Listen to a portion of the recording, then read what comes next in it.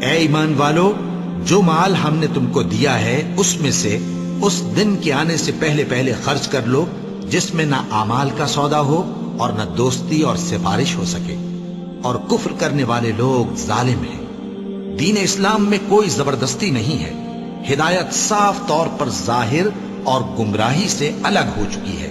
تو جو شخص بتوں سے اعتقاد نہ رکھے اور اللہ پر ایمان لائے، اس نے ایسی مضبوط رسی ہاتھ میں پکڑ لی ہے جو کبھی ٹوٹنے والی نہیں، اور اللہ سب کچھ سنتا ہے، سب کچھ جانتا ہے۔ جو لوگ ایمان لائے ہیں ان کا دوست اللہ ہے کہ اندھیرے سے نکال کر روشنی میں لے جاتا ہے، اور جو کافر ہیں ان کے دوست شیطان ہیں کہ ان کو روشنی سے نکال کر اندھیرے میں لے جاتے ہیں۔